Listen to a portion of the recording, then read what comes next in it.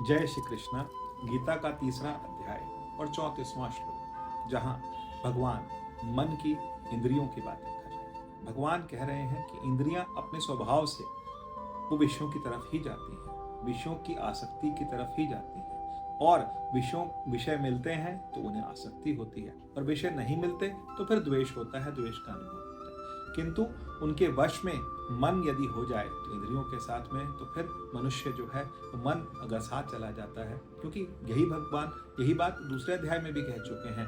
क्या कहते हैं भगवान? भगवान कहते हैं कि इंद्रियाणि प्रमाथीनि हरंती प्रसभम मन। यहाँ पर इंद्रियां जो हैं वो मन को क्या कर लेती हैं? हर के ले जाती हैं। कैसे हर के ले जाती हैं? जैसे बहुत तेज जब हवा बहती है तो वो नाव जो है उस नाव को भी अपने साथ बहा करके ले जाती है।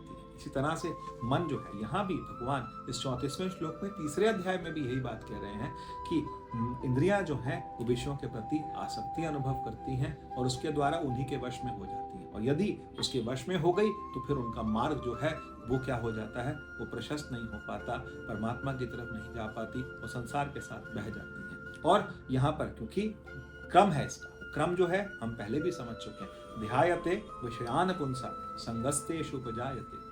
इंद्रियां जो हैं विषयों के बारे में सोचती हैं, और जब सोचती हैं तो उनका संग करना चाहती हैं। ध्यायते विषयान पुंसा संगस्तेषु उपजायते संगात संजायते कामा कामात् क्रोधो विजायते। और यदि वो मिल जाता है तो फिर काम उत्पन्न होता है, और अगर काम उत्पन्न होता है मिल जाता है, और अगर नहीं मिलता तो फिर क्रोध उत्पन्न होता है।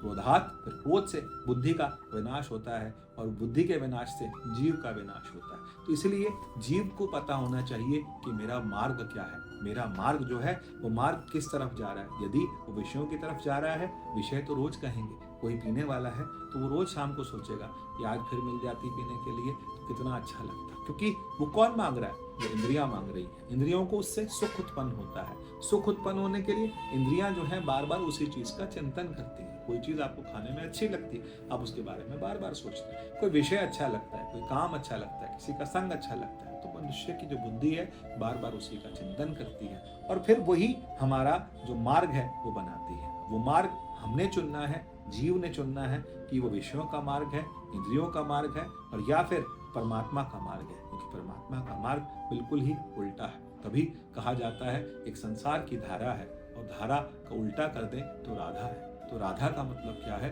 राधा इस संसार से उल्टी धारा है। धारा राधा लिखते हैं और धारा लिखते हैं। अब ये मनुष्य का चुनाव है कि उसने राधा जी की तरफ जाना है या धारा के साथ बह जाना है। जय श्री कृष्ण।